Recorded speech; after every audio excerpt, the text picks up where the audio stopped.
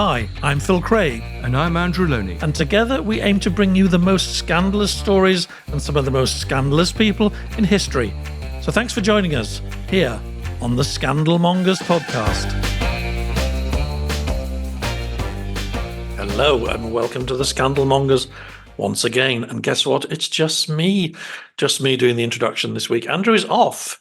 I knew he was going. I didn't quite know how far he was going. Somewhere in the far north of Scotland, way beyond wireless, electricity, the law. I don't know where he is. He's up inspecting one of his ancestral estates in the far north of Scotland. So we've done the interview with Anne, which we'll get to in a minute, together, but he's left it to me to do the introductions. So that's a bit of a treat.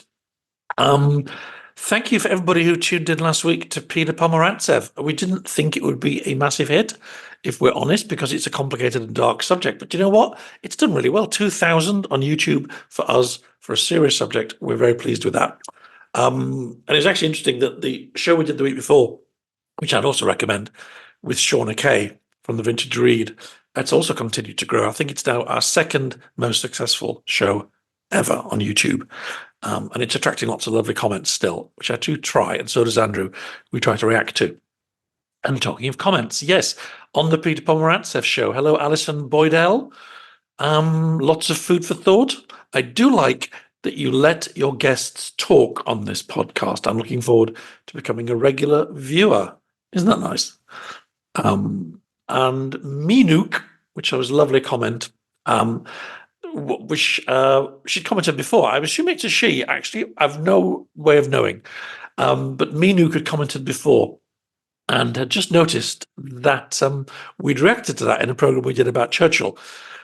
She said, I did notice that you spoke about my comment when I said you were not the average drivel, which is one of our favourite comments ever, because we don't want to be average drivel. We want to be above average drivel. And she says, yes, I think that comment summarised what I think about your podcast. With all the madness out there today, it's almost soothing to listen to you. Do you find us soothing? I hope so. Let us know if you do. And the other thing, of course, about being alone is I get to pick the comment of the month. So there, Andrew, it'll be me deciding where the mug goes. And the mug will go to Rebecca Day. Hello, Rebecca. Are you listening? If you are, please let us know where you are, and we'll send you this mug through the post. You can email us in the link that's in the bio of the program. And what did Rebecca say that we like so much? Well, obviously it was praise. She said, congratulations to the two of you for the 500,000 downloads. You are living proof that being male and being pale does not necessarily mean that you are stale. Isn't that nice? That's what we like to think anyway. Not quite stale yet. What else to say? Well, Anne de Courcy, yes, she was a huge hit on her first appearance where she spoke so brilliantly and vividly about Princess Margaret and Tony Snowdon and their scandalous marriage. And so many people wanted us to get her back, so we have. Also, many people pointed out, and this Anne does not mind me saying this, I have checked, that she is 97 years old, and you don't meet many feistier or smarter 97-year-olds than Anne. So we've talked to her already, Andrew and I. It is quite a complicated soap opera, the story she's going to tell. So I thought I might just give people a quick guide to help you navigate it. Basically, it's about Lord Curzon and his daughters and their role in the Britain of the 20s, 30s and 40s.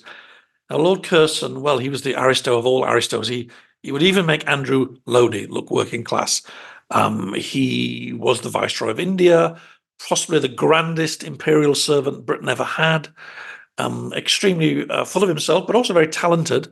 A lot of people thought, this was in the years before Gandhi had got going with his independence movement, a lot of people thought that he ran India very well.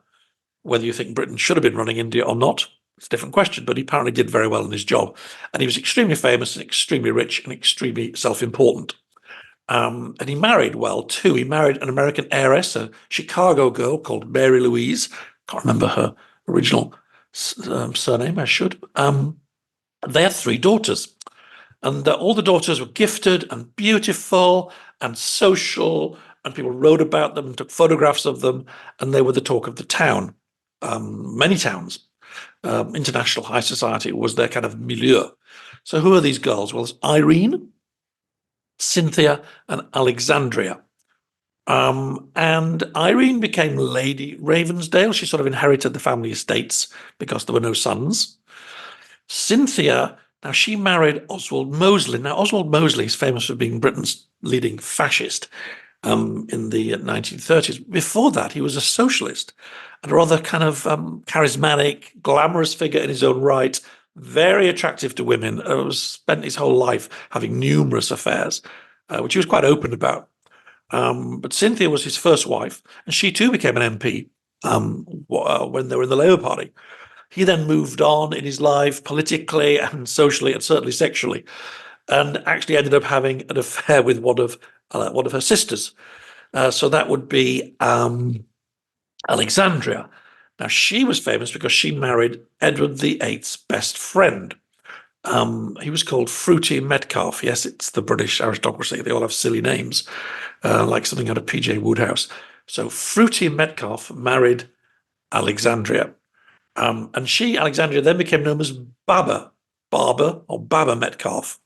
And guess what? She ended up as a mistress of Mosley, who was her sister's former husband. There was a third daughter, whose name currently escapes me because I can't read my notes. Yes, Irene, Cynthia, Alexandria. No, I've done them all. So that's it. That's hopefully will help you navigate through the conversation with Anne. It's an amazing story, actually. Glittering lives, royal intrigues, Wallis Simpson pops up, lots and lots of love affairs, and the rise of fascism. What's not to love? Hope you enjoyed, and we'll see you next week. Thanks. Bye. Well, by popular demand, we've got Anne de Courcy back with us this week, who was very popular last time. And this week, she's going to talk about one of my favorite books of hers, The Viceroy's Daughters. I noticed some of the Amazon reviews I rather enjoyed. One began, would I recommend this book? No, not unless you want to read about selfish, thoughtless, and self-interested aristocrats with no morals. I bought it used, and on the inside cover, someone had written, hope this doesn't turn your stomach. Her delight in vicious detail spoils the books for me. A little restraint would make her books more palatable. And then someone else has said, hard to review a book that's not going to be read by me and will be a Christmas gift. And they only gave you a 3-star for that. Oh, dear. Well, if I remember, Anne, when you spoke to us about Tony Snowdon, and we were exchanging emails, and somebody had said, this is high-end smut. And you replied with the favorite review you'd ever had for one of your books, maybe it was this one, was filth, but elegantly written. No, that was what that sort of subject was known as in the Daily Mail. But it's quite true. When I first talked about The Viceroy's Daughters, I said somebody had told me it had the wrong title. It shouldn't have been called The Viceroy's Daughters, but Posh People Behaving Badly. That's a good title. Who were the Viceroy's daughters? Well, there were 3 daughters. Irene Ravensdale. Curzon rather beadily fixed it, as he didn't have a son. One of his titles could pass through the female line. So she became Lady Ravensdale. And then there was the beautiful and absolutely blameless second daughter, Cynthia, always known as Simmy, who was made miserable by Oswald Mosley, Tom Mosley, as he was known. And the youngest one, Baba Metcalfe, who was rather a beauty, who was a great friend of the various princes. Edward, the Prince of Wales, who later became Edward VIII, the Duke of Kent, and his 2 brothers. So they all led rather busy lives. They were incredibly busy, actually. Irene became the first dame of the British Empire. She was enormously supportive of music and so forth, all kinds of things. And she also pretty well brought up her sister's children after their mother died. And why did you choose them? Well, I was fascinated, really, by them. I was always been rather fascinated by Lord Curzon, who was possibly the best viceroy India has ever had, a man of enormous intellect and who struggled against pain all his life. From the age of about 18 onwards, he had to wear a steel corset. That's why people thought he looked so proud and arrogant. He was held in place by this corset because he had, I think, a spinal. His back was agony for him. There's a story of him sitting up in bed, going through the bills with tears running down his face because he was in such pain. He married this beautiful American heiress. He had 3 daughters, and they were absolutely at the heart of English society. And Irene was he used to grit his teeth every time he had to say Irene, because he was a classicist and it should have been Irene, but his wife was American, so it was Irene. And she was at the heart of the hunting society in Leicestershire. Baba Metcalfe married the Prince of Wales' best friend, Fruity Metcalfe, and Cynthia married Oswald Mosley. And so I thought they had fascinating lives. Gosh, We should just say, for the people who don't know as much about British history as we do, or certainly as Anne does, that Viceroy of India, which was Curzon's job, was pretty much the most important job in the British Empire, Absolutely. looking after a whole subcontinent on behalf of of Britain and the Crown. Oswald Mosley was Britain's leading fascist, and I think 2 of these women end up sleeping with him. Am I right? 2 what? 2 of these daughters end up having Yes. relationships with Mosley. Absolutely, yeah. Oh, yes. Possibly 3. Possibly 3. Oh my goodness! No, there were 3. All 3. All 3 sleep with Mosley. So Mosley is this very charismatic socialist who is. Mosley was immensely charismatic. He was incredibly ambitious, but he was a bit of a man in a hurry. He had originally been a Conservative. He became an MP, but things weren't moving quick enough for him in the Conservative Party, so he left for the it was fairly fledgling Labour Party then, and he would have eventually undoubtedly have become leader of it because he was brilliantly clever, and his great thing was, as you know, there was tremendous unemployment in the early 30s. His great thing was the relief of unemployment, and he produced something called the Mosley Memorandum, which was a way of countering unemployment. And the Labour Party, due to internal politics, rather pushed it into the long grass. So he left them and founded something called the New Party, which quite a number of respectable and influential people like Harold Nicholson joined. And then that wasn't really good enough for him. He wasn't getting anywhere fast enough. He gradually switched over to fascism. And his beautiful wife, Simi, who adored him, followed him faithfully, first of all into the Labour Party, where she became a very successful MP. And then she followed him into fascism. He had this extraordinary effect on women. They, I should say, either fell flat on their backs in front of him, or they didn't want him terribly near them. But he was also relentlessly unfaithful. He philandered for England. We spoke to Laura Thompson about the Mitford sisters a few months ago, and of course he ends up with one of them as well. So he's sleeping his way through the high aristocracy of England, isn't he? Yes, masses and masses of people. When he met Diana, it was something different. Diana had married young. She'd married a terribly nice, very rich, very good-looking man. I mean, it seemed perfect. She thought she was in love with him, but she was 18, and at 18, you can often, you aren't necessarily fully grown up. She really thought she was in love with him, but of course, and she loved his friends. She wanted to get away from home. Her parents said, "You're too young," but it was very difficult in the face of this absolutely suitable man to say, "Well, darling, he's perfect, but you can't marry him." And so she married him, and they had 2 children. And then she meets Mosley, and it wasn't a coup de foudre for her. She was a challenge to Mosley because she was the sort of beauty of her generation. And he pursued her hard. And then they did have this liaison, and it was quite different from his other liaison. That was the thing. And this is what really got Simi incredibly miserable and upset. And there was a famous occasion one day when he arrived alone at a dinner party without Simi, and his great friend Bob Boothby, who loved Simi, thought she was adorable as she was, said, "Why isn't Simi here?" And he said, "Well, she's very upset." To reassure her that I would never leave her, he'd always told Diana from the beginning that he would never leave his wife.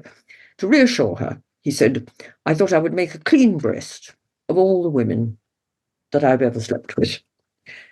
And Boothby said, "All, Tom?" And he said, "Well, all except her sister and her stepmother."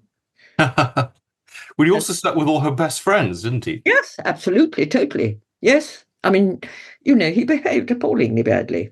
His son, Nicholas, the one who succeeded as Lord Ravensdale, told me that I asked him, I said, "How many mistresses do you think he eventually had?" And he said, "Well, there were 3 or 4 a year always. He was married to my mother for 12 years, I suppose between 30 and 40. And I just thought it was one of the many occasions in my life I couldn't think of what to say. Gosh, but I mean, what I love about your books is you take the personal and you draw much wider inferences from it. I mean, you use the interaction of the sisters and their personal relationships to tell a wider story about social history, about the interwar period and fascism and the abdication. I mean, do you think this is a sort of common theme of your books? Because it's a period that very much you've made your own. Well, I've always thought of myself more as a social historian, and one writes. I love writing biographies, but they've got to have an interesting context. I mean, I think context is very important. If you don't know how people thought and felt, you very often don't know why they did particular things. I mean, especially, if you look forward, our parents would have looked in amazement at the way we put every scrap of paper into the recycling bin. In the 30s, people used to have paper chases, scattering them all over the country. I mean, if people did that now, think of the look of horror. There's all kinds of things like that you wouldn't, and I can think of several things that happen now that in 100 years' time, people will say, "Do people really think that you could become a woman just by saying you were?" If we said that to somebody 30 years ago, they would have looked at us in blank astonishment, I think. Do you think there's a real problem with people now trying to impose the values of present society on the past? Because, I mean, you're very non-judgmental when you write your books. You record the facts, you use their own voices to tell the story. But there's no sense of you passing any sort of judgment on them. You're just a sort of narrator of the story. Yes, I am a narrator of the story. And why should I pass a judgment on what happened? Very often people who did things, who were good people, it's just customs were different. And you cannot judge the past with the mindset of the present. I mean, in 100 years, will people be able to judge us with their eyes? They will think a lot of the things we did were absolutely extraordinary. And I don't think human nature actually changes that much, but customs do, and society does. And that's what very often influences action. That's what I mean by social history. I think you have got to take all that into consideration. I think of present-day Germans, for instance, we all know how Adolf Hitler swept them along. Present-day Germans would be frightfully conscious of that and would not be swept away. We learn by the past. Yeah, gosh. And I mean, apart from discovering that Tom Mosley had 40 lovers, were there any other surprises as you researched the book? Yes, I thought I didn't have any idea till I saw all the correspondence and everything, really how badly the Prince of Wales, Edward VIII, had treated Fruity, Baba's husband, because they were best friends. He'd persuaded him to leave he was a very successful Indian Army soldier in the Indian cavalry, where he was doing frightfully well. He wasn't, the world's biggest brain box, but he was a very good soldier, very good with the men. He was a very good rider. He'd been seconded to look after, they always had a resident in the Indian states. I mean, he was doing well. And the prince said, "You must come home and be with me. I cannot bear that you're not with me. And I'll give you a job Prince hunted a lot in those days. I'll give you a job running my stables in Leicestershire, running all my horses and everything. And he persuaded him to come home. And there he fell in love with Baba Metcalfe and married her. And then he went off and was unpaid ADC to Edward, the Duke of Windsor, as he was then in the war. And after faithfully looking after him, he was just dumped by him in Paris. And you can't do that to people. Yes, as the Germans were advancing and nicked the car. He took, yeah. Yeah.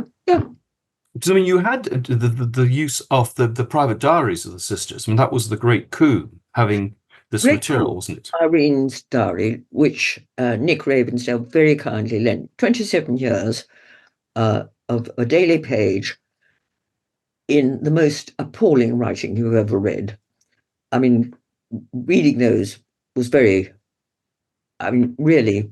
was what helped me most, because they were written, she wrote a page every night. And the thing about a diary is its immediacy. It's what people actually felt at the time. It's not like a memoir you write, and you can sometimes write what you think you ought to have thought. This was what she actually felt. And it packed with emotion. She led a rather emotional life because of all these crises with the family, with Baba Metcalfe, her sister, and Simi dying, which was shattering for them all. They all loved her. She was only 38 when she died, wasn't she? Very young, yes. She had appendicitis. The children rather thought that it was, she could not stand up against his affair with Dinah Mosley. I mean, that was a serious one. The others made her wretched, but she knew he wouldn't leave her for them. Because are there moments when you leave things out? There's a lot of sex in it, but here is the son letting you see this very intimate diary.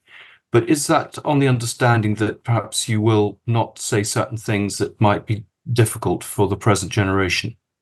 Not at all. There were no barriers. I mean, it was the first thing I asked. And Irene, in her will, left the diary to Nick, saying, you can either publish the whole thing, or if you don't want to, you can burn it. I mean, that was actually in her will. And I satisfied myself by looking at that so that I knew I had permission to do that. And, I had it from Nick as well. And David Metcalfe, his cousin, who was Baba's son, was enormously helpful and let me see all the letters. And of course, the ones from Halifax, his son, Lord Holderness, gave me full permission to use. So,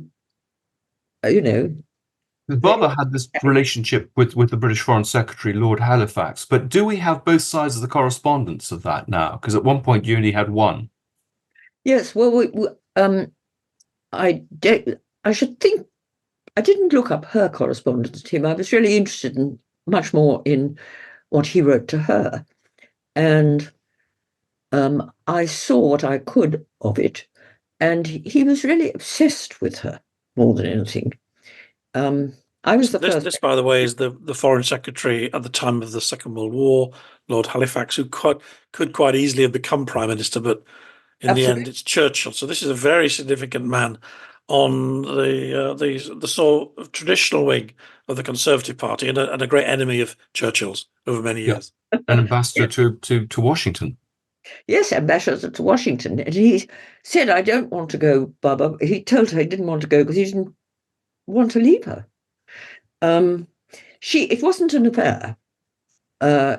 He was obsessed with her. I mean, she would ask them both to stay, him and Dorothy. Dorothy was saint-like, apparently, according to her son, Richard. And, Baba was very young and pretty. He would take her out to dinner. He just became obsessed with her. I think they met in the Dorchester. Everybody sheltered in the Dorchester, which was supposed to be the safest building in London for the Blitz. And it was extraordinary, this obsession, really. He would write these things to her. she was very fond of him, but she was having quite a good time with quite a lot of other people at the same time. But, she was fascinated by his conversation. She found him very interesting. He was a very moral man, Halifax. You mustn't forget that.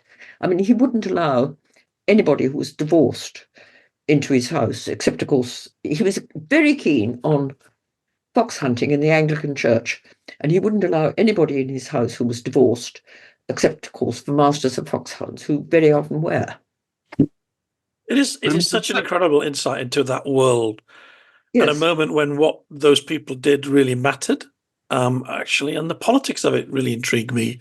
Why is it that two of these daughters from this pinnacle of privilege and wealth and actually public service, and Curzon may have been guilty of many things, but I don't think Curzon would have been a street corner demagogue.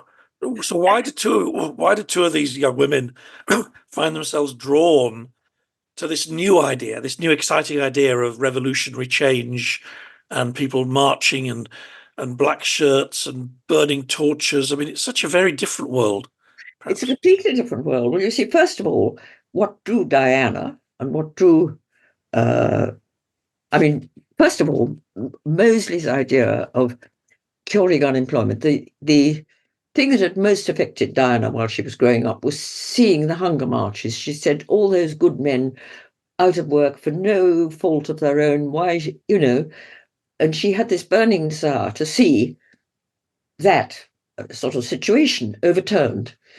And when she first met Mosley, he was not a fascist. He'd just left the Labour Party and he was starting his new party, and he was preaching this gospel of how to get people back to work. Well, this appealed both to the sort of idealistic side of her. I mean, if you meet the cause and the man together, it's quite often irresistible. And this is what happened, really. And after that, he could do no wrong in her eyes. She thought everything he did was right, you see. And so did his wife. And he was a very powerful public speaker. Don't forget, before that, I mean, he took a leaf out of Hitler's book. Before that, if you were a conservative and a conservative MP was going to talk to you, you could be sitting in your chair listening comfortably. The same if you were Labour. If you were one of, it was an active movement, so it attracted the young. There was a lot of marching. He drilled them. And, the physical energy it represented. So this is not rehearsed. Thank you, darling. Your Scandalmongers mug is in the dishwasher. Everyone needs a Francis. Oh dear. Yes. Sorry, go on. So I do find this so interesting, Anne, that because I'm actually writing about a man called Bose in India, who is a very charismatic radical leader in India at exactly this time, and he ends up throwing in his lot with Hitler and with the Japanese. And actually, he's incredibly famous and much loved in India today. But there's lots of Mosley in him. So charismatic, a man of action. We don't want words. The old system, the old world has failed us. Let's reinvent it. And I guess in the 30s, people didn't know quite how terrible that would become. So they kind of fell for it. Yes. Well, you see, originally, I mean, if you're told, put on a black shirt, you don't think that this necessarily means anything dreadful when you do it. And the idea, it appealed enormously to young men of this movement, because there was the marching, the drilling, the black shirts, the possibility of a fracas, all that kind of thing appealed enormously. And you see, he'd seen, I think, when Diana and her sister first went to Germany, they had no idea of being involved with Unity. She took Unity. Unity wanted to go to France, but Diana said, why don't we go to Germany and see what this new man is like? This was in 1933. And they saw the first party congress. And instead of a dull speech, there they were, this huge field, searchlights like a wall, blood red banners, enormously dramatic, a brass band, and then finally the lone figure of Hitler walking up towards the podium with the spotlight following him. It was theatre. And this is what appealed to people enormously. It wasn't a man getting up, picking up a microphone and saying the reason you should vote Conservative is, or whatever. It was drama, and it appealed to people enormously. And it swept them away. And Mosley rather copied that, you see. I mean, a lot of your books are about aristocrats in this interwar period. I mean, what's the attraction? Is it because there are a lot of good records that these people were important, and they also had perhaps a different view of life? I mean, they had no morals, a lot of these people. The reason, I think, is that to write a biography or a social history successfully, you've got to have contemporary documentation. And the only people who had the leisure to write diaries, to write letters, on the whole, were those in the upper classes. And so therefore, they're much more documentation. I have found other diaries, and I do quote them, of people, a farmer's wife here, housekeeper there, who obviously nothing could stop writing. And that is very helpful because you get it.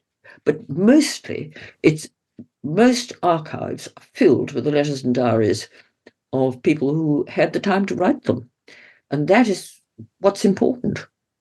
I mean, if you look back even at the Tudor period, you will see all the letters are from aristocrats trying to get their daughters into court or this sort of thing. The scullion in the kitchen, how could he write? He was working his guts out. So that is one of the reasons. I mean, you talk about yourself as a social historian, but I think one of the great things is that you're really a biographer. You see things through individuals. You talk about the importance of chronology in writing, and you're very, very good. I think this is your training as a journalist. Very good at describing events and people, sketching out the background. But also you have a real insight into what makes people tick, and I think that's why you have this huge fan base of people who are fascinated by people like you are. Yes. Well, I think it's terribly important to think why people did certain things. And, you can sometimes almost see the consequence coming when you know why. And you can see how outside events affect them. Things might affect people then enormously. I mean, what affected people enormously then was keeping up a public appearance. I mean, the reason you say they were all immoral was because they didn't divorce. Today, people divorce and marry whoever it is. Then they didn't. They kept the family going, very often for the sake of the children. I mean, also for the sake of appearances. Whatever happens, there mustn't be a scandal. Divorce was a no-no. But human nature, as I said, doesn't change. Today, people just move on. A lot of them.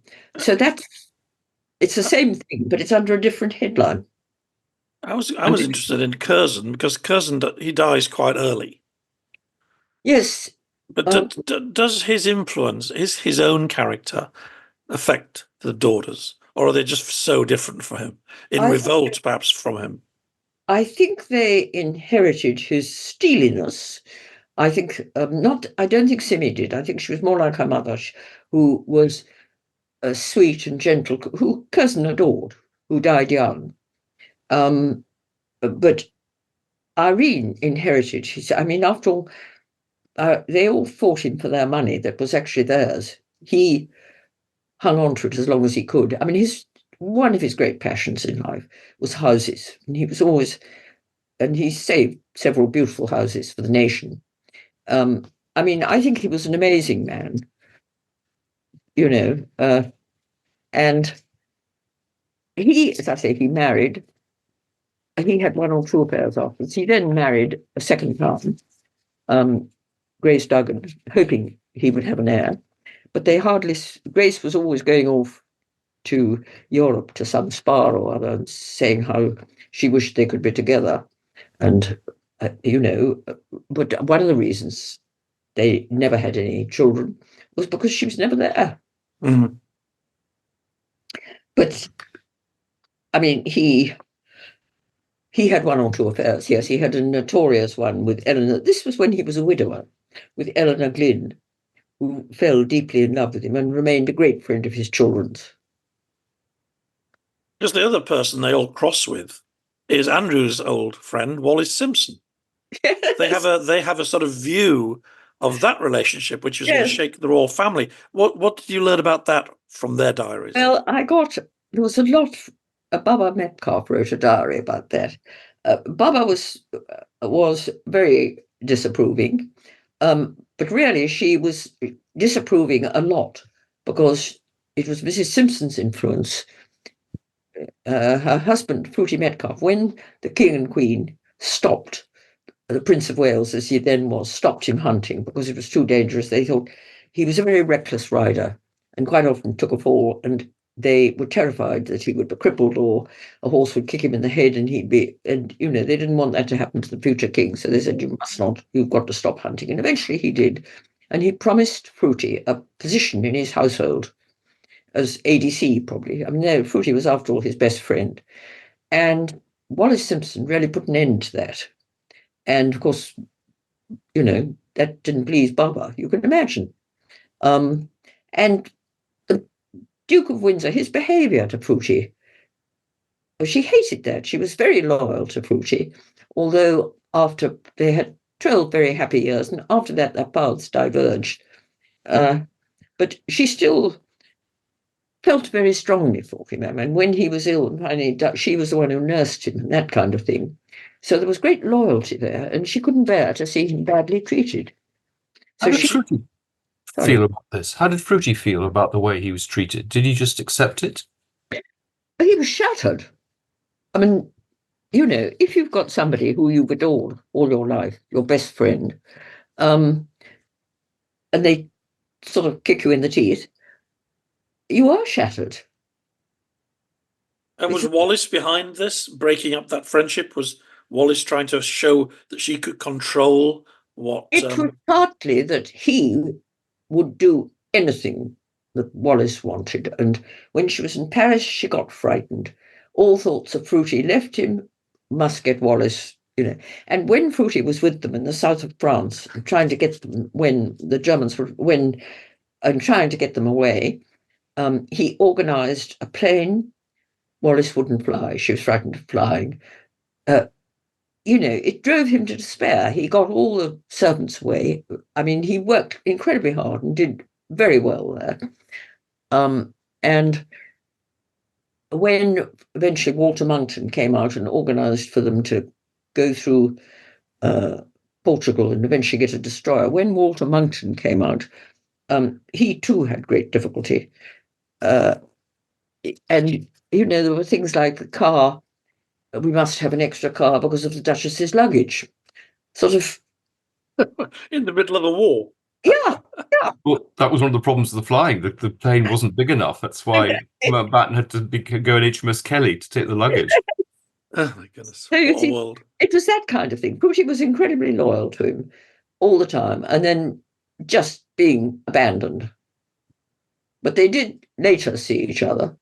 And of course, again, this made Baba furious because, Fruity eventually agreed to go and see him when he came to London. And the prince just held out his arms and said, "Oh, Fruity." And Fruity melted, and Baba was furious. he wasn't.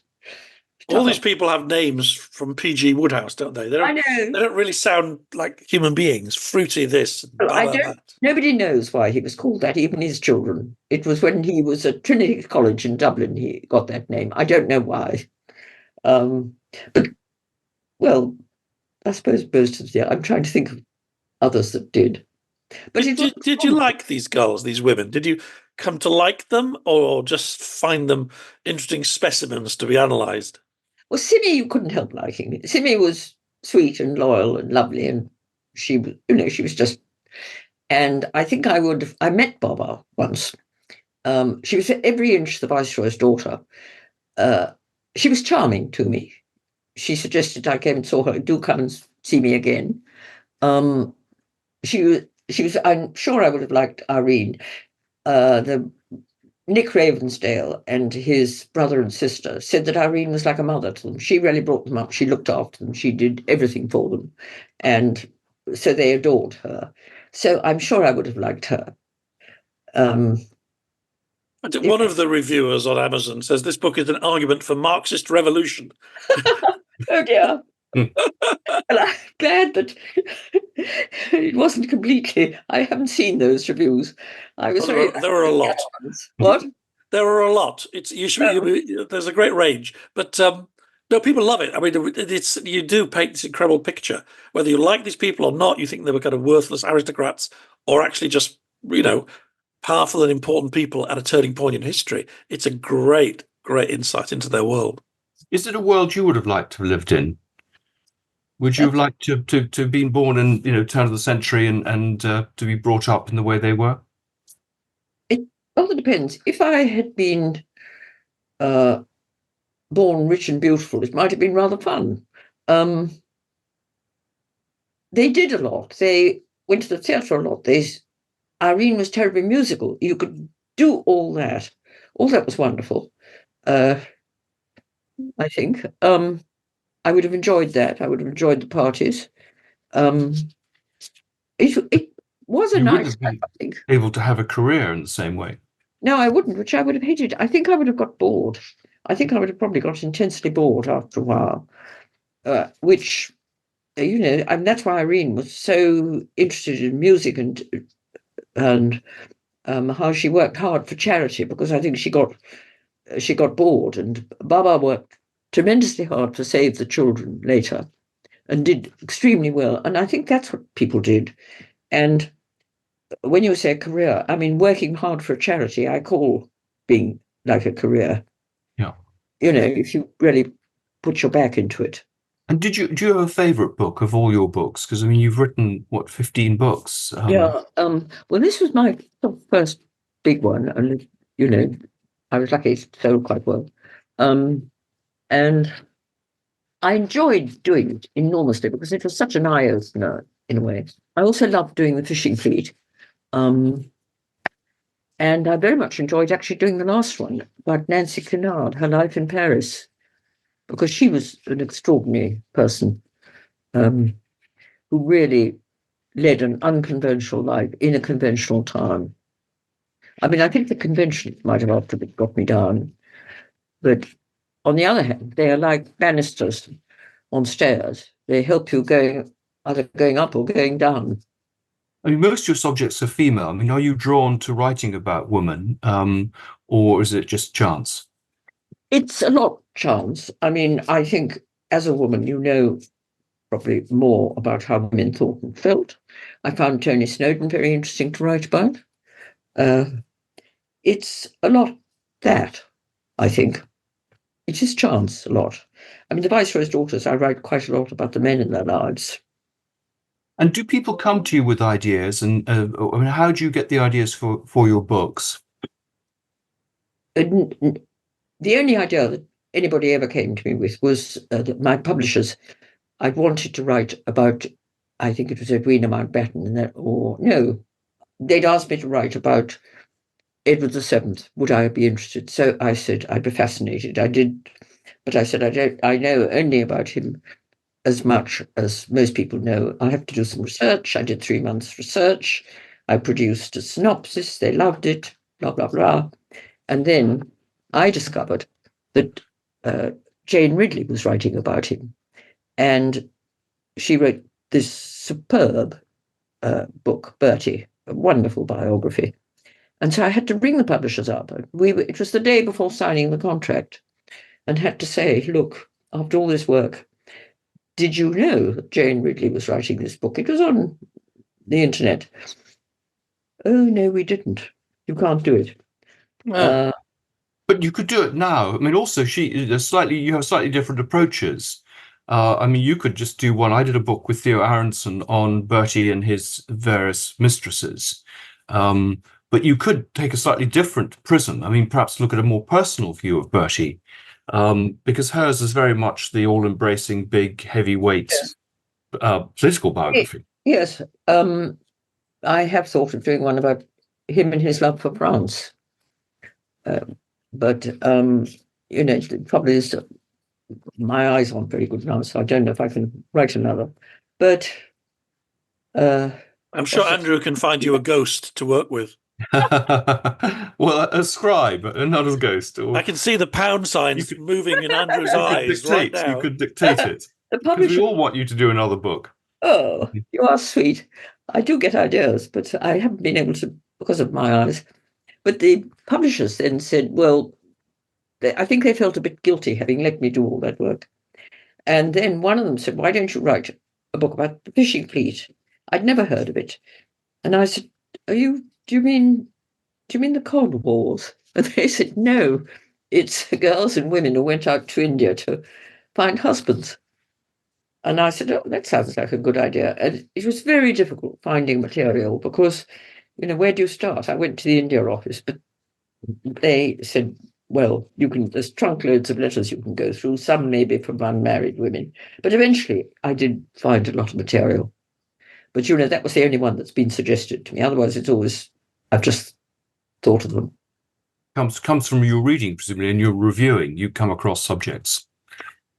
Yes, you do, I think. And also, I don't know. I think I'd had the husband hunters, the American girls, at the back of my mind for years and years and years and years.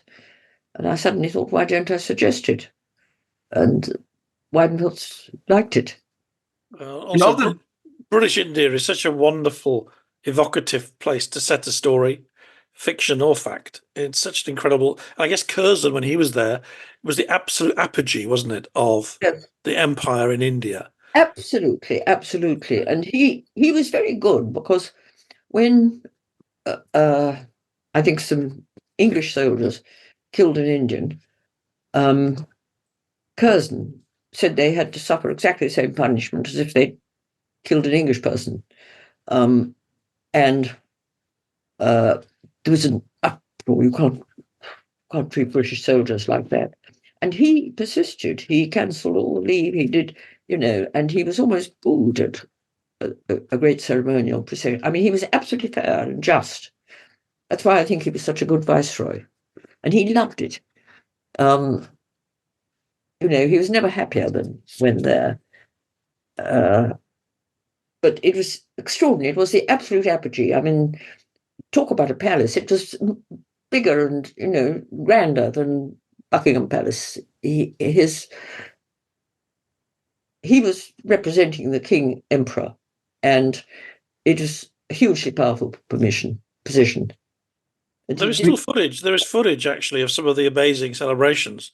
Really? Black and white footage. I don't know whether he's in it, but of his time with these extraordinary parades and the elephants and the troops and the dozens of different regiments with different uniforms. And the Maharajas smothered in jewels, masses, pearl necklaces, diamonds.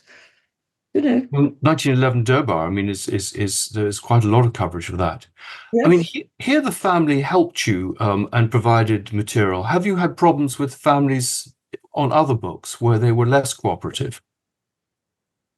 No. No. I mean, I've always been totally straightforward with people and told them, and I've always said that I would give them any guarantee they wanted if they wanted a guarantee.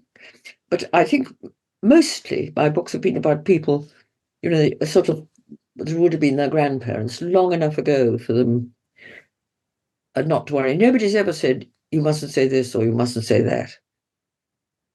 Because I think that was one of the extraordinary thing about the Snowdon book. I mean, there were, children around and, I mean, even ex-wives. Yes. And, I mean, that must have been, we talked about this before, but that must have been quite tricky. Is how far does one self-censor? Or how far does one just say, well, he's happy, and so this is what I've done? Well, as I say, my guarantee was there that I would not publish in his lifetime if he didn't want me to. But I got the go-ahead, so I went ahead. But I would have put it on the back burner, or if he asked me to make alterations, I would have made them. You can't really do more than that. But I think a biography, I think it isn't a biography if it's just a whitewash. It's got to be, I think, warts and all, because we're all human, we're all fallible, we all do things we regret, some of us more than others. So I think all you can do is be as honest as you can. Yeah, I agree. It's not a view the royal family hall, though. No, I suppose The royal family, how do you mean they don't? Well, you need to preserve the dignity of the monarchy, they always say. But after watching It's a Royal Knockout, I'm not so sure that argument holds. I think that was, yes, I'm willing to forgive them that sort of thing. I'm a great believer in upholding the dignity of the monarchy because I'm very much a monarchist. And I think, they work extremely hard. I mean, I think the King and the Prince and Princess of Wales, well, she's now ill, but I think they work very hard at what they do. And No, I agree. But I mean, I suppose the argument is they should uphold the dignity of the monarchy. We shouldn't protect the rogues to protect the dignity I of the don't monarchy. think we should protect the rogues. I mean, I don't feel particularly like protecting Harry. I'm very sorry for him because, I think he's made a huge mistake. I'm very sorry for him.